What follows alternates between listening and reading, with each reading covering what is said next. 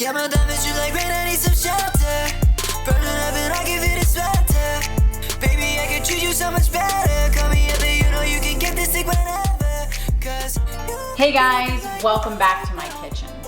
So today I'm not doing a cooking tutorial. I figured I'd put together a really quick video, kind of like a helpful tips guide on purchasing an air fryer.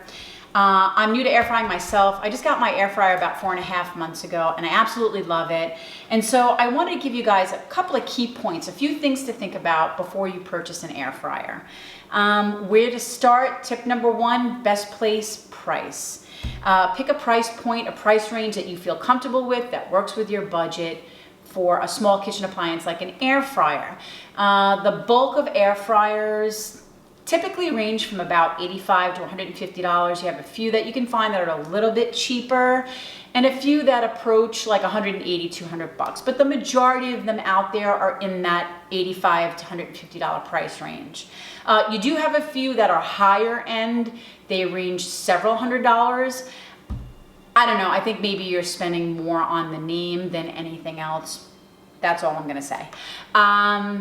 The next thing you're gonna wanna think about is usage. How are you gonna use your air fryer? I know that's a weird question because you're thinking, I'm gonna use it to cook. What I mean by that is, are you just gonna be using it for pre-made foods like freezer foods, French fries, chicken nuggets, fish sticks, pizza rolls, things like that? The air fryer is great, great, great for that. It cooks very evenly, quickly, browns, crisps. It's perfect, relatively little to no oil. Or do you plan on actually using it to cook meals? Your proteins, fish, chicken, pork, steaks, vegetables. Think about how you want to use it. If you're only going to use it to replace like a microwave or toaster oven, then you can go with a cheaper, smaller model. If you're really going to be cooking meals in it, then you're going to want to think about my next key point, and that is cooking capacity.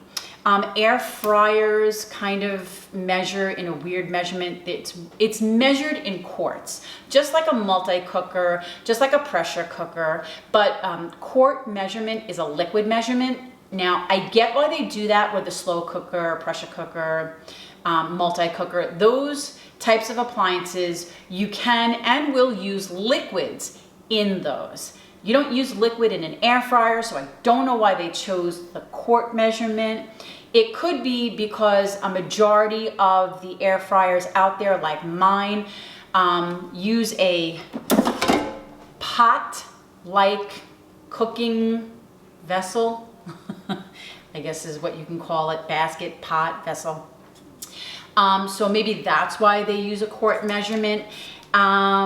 But yeah, so they run like 4, 5, 6 and on in quart sizes. The one I have here is a 6-quart measurement. It's a Ninja air fryer. It sounds like it's really big, but realistically speaking for an air fryer, it's not, and I'll tell you why. If cooking proteins, you need to be cooking proteins in a single layer. You don't want to pile up steaks or chicken or stuff like that, one on top of the other. Can you do it physically? Yeah, this pot's really big. You can cram it full of food. Is it recommended you cook that way? No.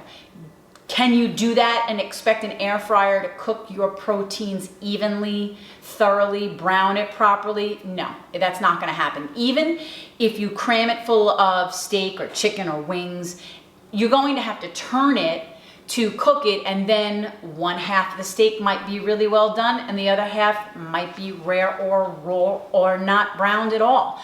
So when cooking proteins, you need to think cooking in a single layer. So if you're cooking for more than 2 to 3 people, you may want to consider the larger type of air fryer.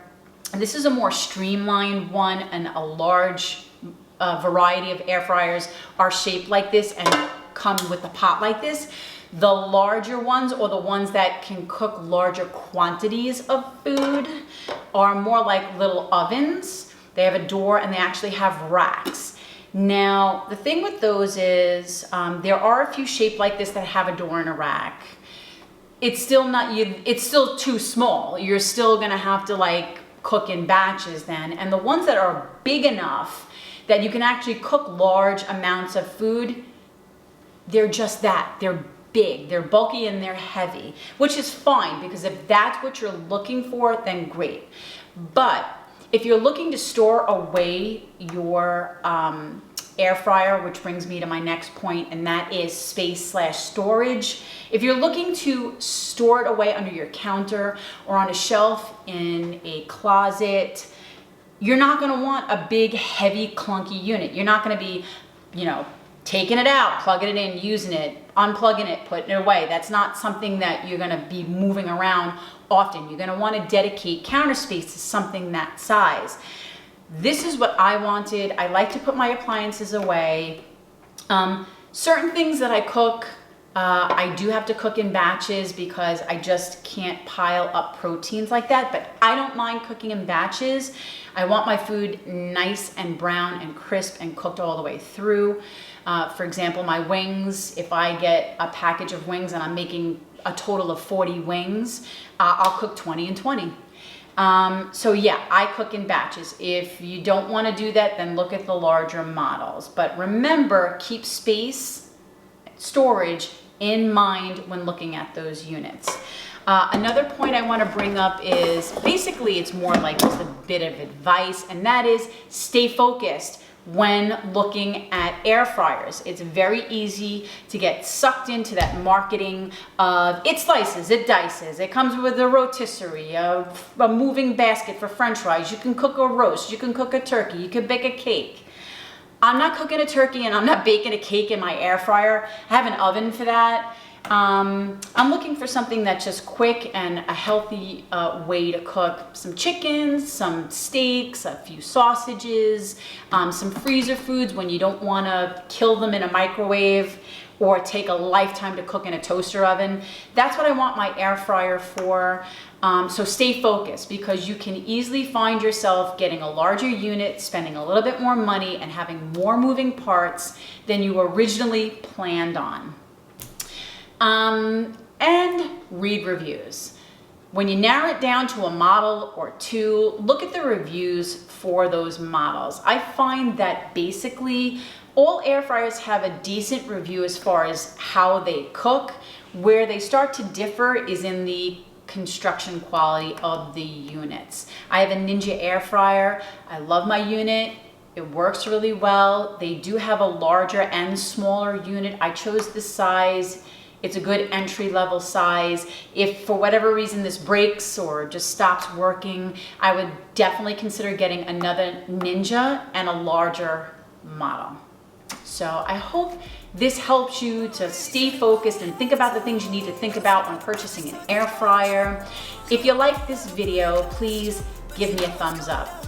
Don't forget to subscribe to my channel so you don't miss out on anything. And hit that bell if you want to be the first to know when I release a video.